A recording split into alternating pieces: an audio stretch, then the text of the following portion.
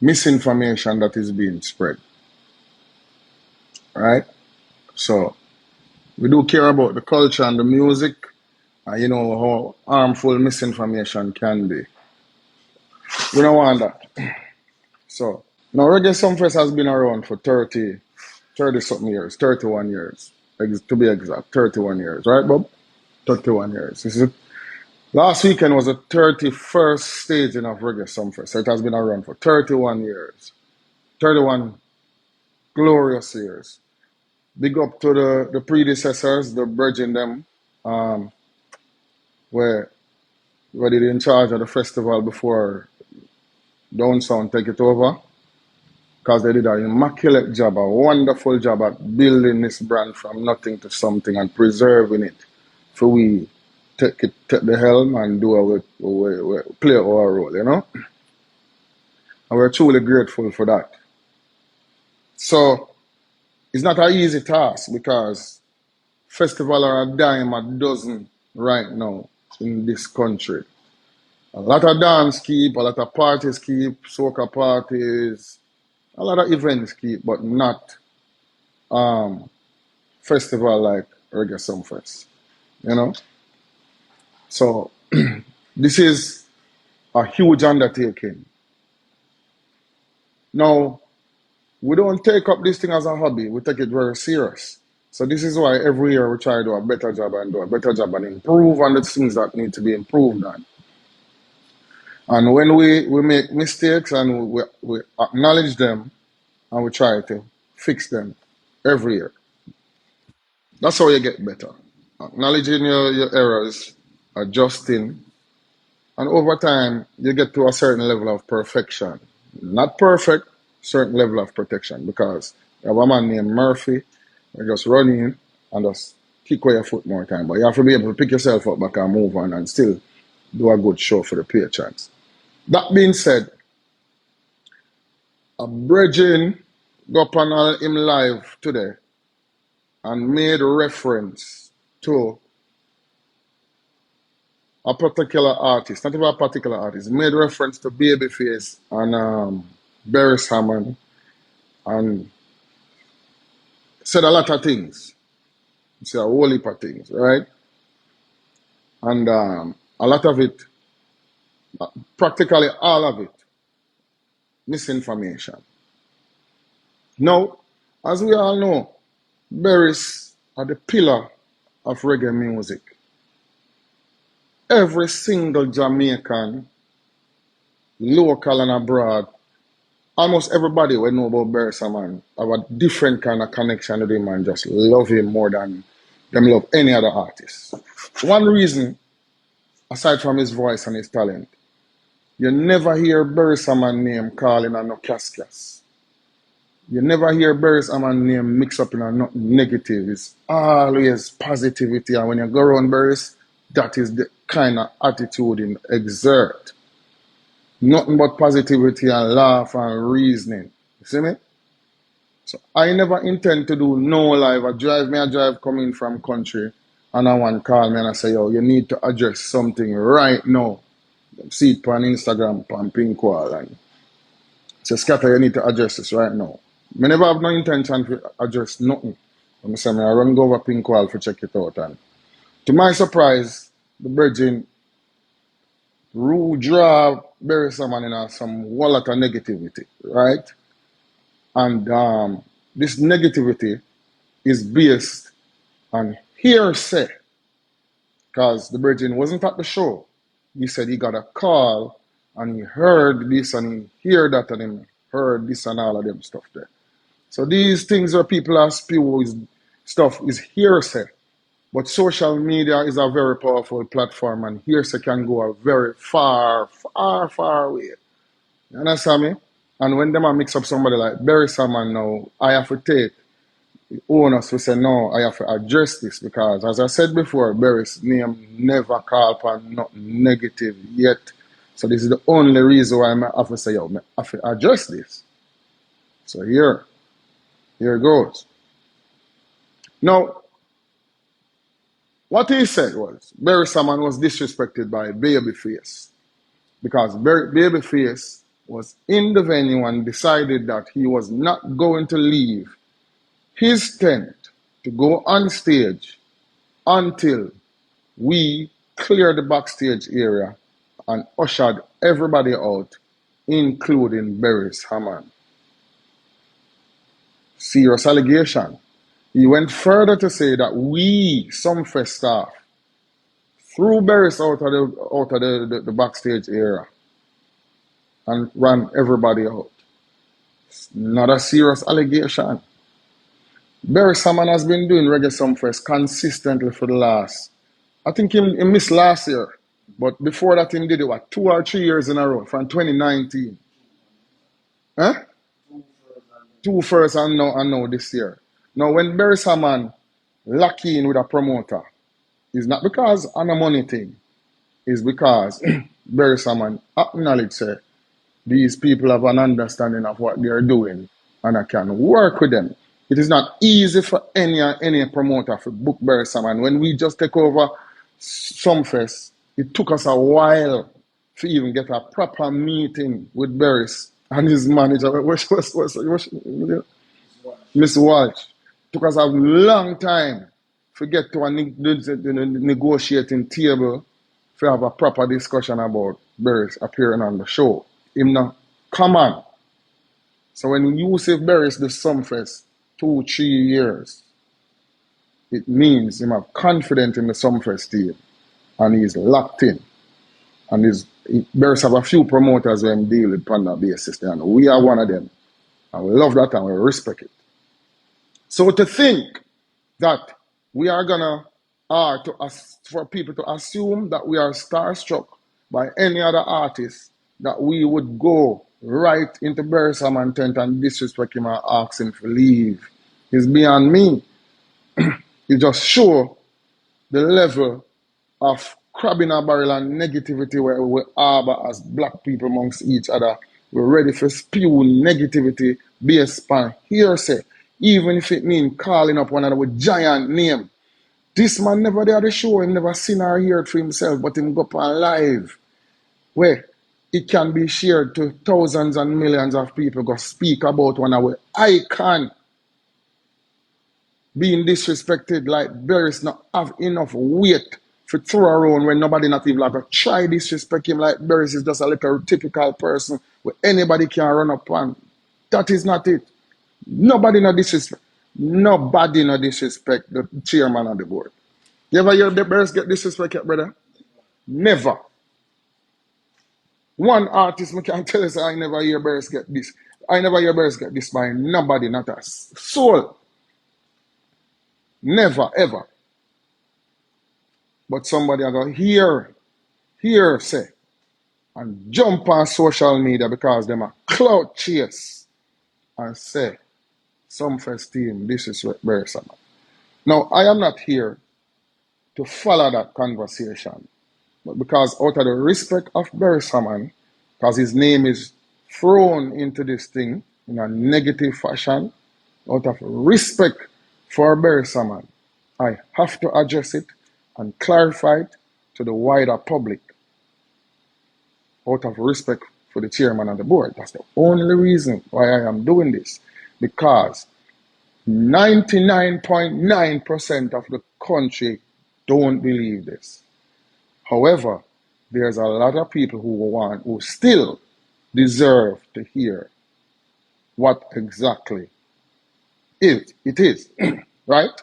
People want to hear exactly what it is, and we have a onus to the public to speak exactly what went down. Now, this is exactly what it is. No fluff, no lies, straight from a team member of Reggae Sumfest who has been there during all the negotiations and the happenings on Saturday, 20th of July. Let me get right into it. So I'm gonna flip this camera, right? I'm gonna flip this camera, and what I'm gonna show you is a sketch of our backstage area. I'm gonna flip this camera and show you a sketch of our backstage area.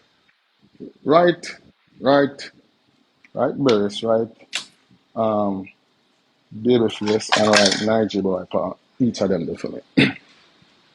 So I'm gonna flip this camera and show you what our backstage area look like. This is the Reggae Sumfest backstage area. So first, I go on live on TikTok anyway, so I'm not too know it, but I do know how to flip the camera. Flip. So this is a sketch of our backstage area. Reggae Sumfest backstage area, right? Blacks, hold this camera for me, please. Yeah. So in all times, make sure I get this area. You can get my nice face tonight every now and then, but make sure I say I get this. No, I am not Roy First, and I am not here to tell you about the weather. This is a version of Reggae Sumfest backstage area. So this is showing you actually probably 95% of what our backstage area look like. All of this. So let me list it properly for you. Artists are dropped off right here. This is the backstage area, let me tell you. And this is our stage. And this is how you enter the stage. You enter the stage from here. Please get the full thing. Don't want them nasty when I deal it. You enter the stage from here. You enter the backstage area from right here. Artists are dropped off right here. Now this is a very, very, very small parking area. That bus come in and drop off the artists then. And they go straight to the backstage area. So this is our this is our second to last. We have 4 security points. We have a main gate outside where the bus then pull up. The bus then pull up to the second security post where everybody get off the bus and they are searched and the buses are searched. Them load up back on the bus and go to our third security gate, which is about right here, right, Bob? Right here. And everyone now gets off the bus right there. Armbands are checked and they're let in here. So everybody with a armband, as a matter of fact, the bus drive in here, so. The bus drive in here, so they don't come off them. Drive in here, so. And the security gate lock. Everybody come off, because by this time, by you reach this gate, everybody's supposed to have an armband, especially the ones in the bus. However, things happen. I will tell you about that. But where Burris and all of these people are concerned, this is the story. The bus come through this drop-off area. Everybody unloads, include Burris's team, his band members, backup singers, managers, small entourage, and all of those people. Burris them don't really do big entourage, but his team of essential people that works is a lot of people, and everybody works. They're dropped off here. They are met by our artist liaison. So this is the person who meets the artist and say, Burris is in 10th number, whatever. Babyface doing thing. He never wrap up in exactly 5 minutes. It did take a little longer, probably 10 minutes or so. And in that time, it's like Burris changed his mind and said, I'm ready, right? So Burris ended up leaving before Babyface. Babyface was not going to come and go back to his tent. He was going to head straight to his vehicle and leave because his bus was the last one to arrive. So his vehicle was right here. But because Burris said him never ready, we allowed Babyface vehicle to stay there. When Burris was ready, before Babyface, Burris Amman leave and even went into Babyface van by mistake because he thought that was his. And he had to come out and walk. He walked. He never have no problem. He come out and walk to his one because he changed his mind and said, I'm ready now. Burris left. By the time Burris leave out, here was Babyface them coming. They almost collided. But they didn't. It was fine. Both of them leave out, one behind each other. That was done. Now, 10 or 15 minutes prior to that now, this is the reason why I put Nigy Boy sticker right here. Remember, Nigy Boy's tent is the closest to the stage. It is the closest to the common area in the backstage, and it is the closest to the media tent. Anybody who can do maths want to break this down for me. How long Nigy Boy perform for? 25. Nigy Boy performed for 25 minutes.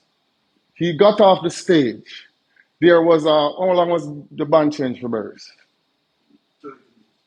30 minutes. Nigy Boy went to this media tent. 30 minutes of band change for Burris was going on during that time. Burris took the stage after that 30 minutes and performed for how long? Performed for 45 minutes. How much that? 75 minutes, right?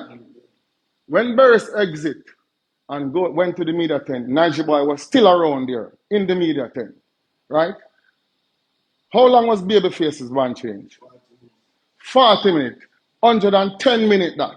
Since Nigy Boy came off the stage and is in the media tent. 110 minutes. How long Burris performed for? How long Babyface performed? Sorry. 1 hour and 30 minutes. Okay. So that is 170 minutes plus 30 in 183 minutes.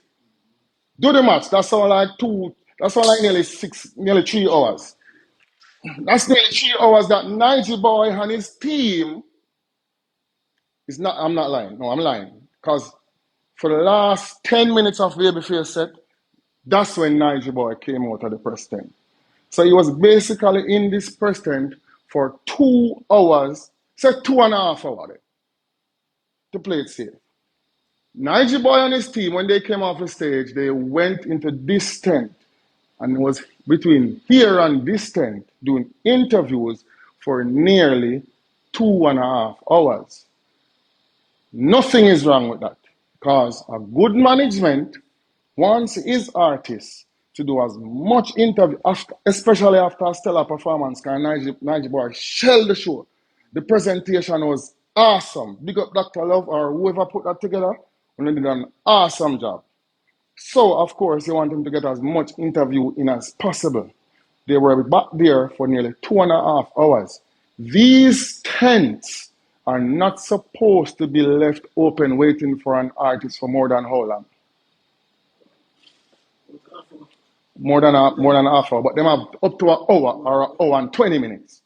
Because when another artist comes, the tent will be assigned to them. It's a Saturday night, so the tent was still free. It's not a dancehall night, we have a whole heap of dancehall artists, so we have to in and out quickly and switch up the tent then. The tent was still free for Nigy Boy. We never give away him tent. However, the fact that they were in this media tent for 2.5 hours, they took it upon themselves to stay in that media tent for that duration to soak up the interviews, which is nothing is wrong with that. But when you make a decision like that and you come to this gate now and ready to go into your tent, and our security get details and information to say, hold this place for the next 10 minutes because we need to get Barry's Hammond team out and we need to get Babyface team out because they're ready. But Barry's team was ready at the same time. So don't open this here and let in nobody, because it's not Nigy Boy and Dr. Love alone coming through. It's a whole team. Remember, him have one big robot with tall or 10 feet tall, and him have dancers. It's a whole team. Don't open this gate yet. So we had to keep the gate closed for 10 minutes. I saw Dr. Love around the gate cursing, shouting on top of his voice, after he did 2.5 hours in the media tent, soaking up all interviews, which he had all the right to do. But if you have to wait 10 minutes right here, sir, based on protocol to make this thing move with ease, after your artist get Reggae Sumfest platform to come damage the place, right? I don't see why you're supposed to take to social media and cuss out Sumfest team. Say we are the worst. You did a stellar show and nobody ever stopped your artist from delivering his show. That's supposed to be your main concern. Nigy Boy may be the biggest artist in the next couple of weeks or next couple of months. However, Reggae Sumfest is still a huge platform that caters to his people. Do not turn good people into enemies because of your ego, Bridget. As a manager, you're supposed to be the one to calm the artist down and not to infuriate the artist to make enemies. A good manager, look at what he's getting and weigh it with the cons and say, no, man, I get for showcase my artist and do a stellar performance. I get for soak up the media tent for nearly 2.5 hours. We by ourselves, we did every interview with them, probably about 40 media personalities in here, so now. From RETV, TVJ, Entertainment Report, On Stage, all of them in on this. So he did the right thing by soaking it up. You see me? But when you come back here, so, and you're supposed to wait 10 minutes, don't complain and make it look like the sumfest are the worst. All of this thing take months of planning, months to execute. Don't make the thing look like it's a little dance you keep around the road just because you have a social media to make your voice heard. And these are the things that happen. People don't know the details of what takes place behind these areas. Jamaicans don't understand we get away with a lot when we have these areas crowded with people. And we still provide this area for them to crowd up and watch the show. They choose to crowd up this area same way. And anytime we try to put our foot down and say, please stay in your respective tent. Keep these walkway clean. Crowd up over here so you can go watch a show. We're not putting no rules on over here. So. It is still a problem. If the fire team come and see people in this passageway, they can shut down Reggae Sumfest. Yeah. So while we are trying discipline or make people, the few people around here adhere to the show, they are jeopardizing 20,000 people out front. We pay them money to come and enjoy a festival. Enough of them not pay to come in because them are roll with the artists and them get a free band. But them are the quickest run to social media and chastise the show. When you have 20,000 people out front, I jump and I enjoy themselves and I drink and I love the culture and I be respectful to the culture and I adhere to the rules. You have one artist or something that go on to him like him, go up on social media and try to bring down the show. When you have 50 artists who work the same night on this big stage and spread the ministry of reggae and dancehall to the world, do them interviews and get paid, and it's all good. But when you have one person with all 600,000-700,000 followers, you know, because we know negativity go. Like me, I preach to at it. Amen. Hallelujah. As I'm saying, when you have one person with 500,000-600,000 followers have an issue, they don't choose to come and talk it over with the Reggae Sumfest team. You know what them do? Them turn on them phone and then go to social media and them spew hate and spew negativity. When you have 20,000 paid patrons enjoying the show that we provide. It don't make no sense. So we don't want to get up every day and address negativity. We don't want to get up every day and choose somebody come online and say something, we are address it. The only reason why we are address this now is because that person choose to mention the chairman of the board, who is Barry Salmon, in him spew of negativity. So I took it upon myself to address it because Barry's name never yet mixed up in a nothing negative in our music. But a man get earset and turn on him phone and decide to take earset as law. And I try bring down a festival that is doing something so positively for Jamaica, the culture, the tourist industry, provide jobs for people in and around St. James. Provide jobs, because nobody now works Sumfest for free. A few young artists may do it, but artists now work Sumfest for free and them charge big money and them get paid. We are doing a huge service to this industry, but you have a few people who just try them very best to try drag it down. We don't worry about that because Sumfest too big for them dry it down, as I say. You can't dry down Sumfest. Because when you do something from the realness and you do it the right way, it only going to get bigger and better. I wish the time would have come when I highlight the positive side of the music. I highlight where TJ and Enhance go on with. Talk about them something there, no? The same bridge, you know, talk. Me not see my elaborate on them thing there. But you're quick to go jump up and talk about the chairman of the board get disrespected by Sumfest already. Come on, people, man. Let's do better than that, man. I don't love social media again, and if you realize I'm not on social media, I preach and I do nothing. Because I don't want to be seen as that person where I use it as a tool to create distractions and look like me a cloud chase. I want to do some work and make it speak for itself. And that I try to do. So I just want to appreciate love what we are do. And big up the people that turn out to Reggae Sumfest 2024. Big up Valiant. Big up Jada Kingdom. Big up who missing again? Yeah. Big up Craft. Craft, they have laryngitis. If you never know. That's why I couldn't perform. You understand me? Anthony B. Other issue why he couldn't perform. Man City another issue why she couldn't perform. You understand me? A lot of artists came and they did perform and they did a stellar job. Listen, the rain fall every day for the week of Sumfest. We had rain, heavy rain, but we still pull it off. We never hear the equipment them chip out one time, we never hear one feedback. You know what kind of intricate, talented people, a team of people have to steer that ship straight through for an entire week for me to make it what it was? The sound, the look, the presentation, nothing no go wrong. After rains, after everything, after a late start, nothing no go wrong. That's where I celebrate because Jamaica is on the map in terms of presentation of festivals. One time when you look on some stage for Jamaica, you see two little people like this, and you see one stage with two monitor. We're not dead so no more, man. We're in the big league now. Don't sound try to think to the big league and big up everybody who is the partners and the sponsors of this festival and make it go through with ease. Big up Joe Bogdanovich, big up Robert Livingston, big up Bob, Leon, Carla, the whole team, Martin, Lewis. You understand me? Me an event. Big up everybody who contribute to this stellar shows. I am honored to be a part of it. I will not watch negativity when them attack. You understand me? As I say, big up Jada and Valiant because you know next year everything will go fix. They're going to put on the show again. Because we're not ride the negativity wagon around here. Big up there themselves. Turn off my life.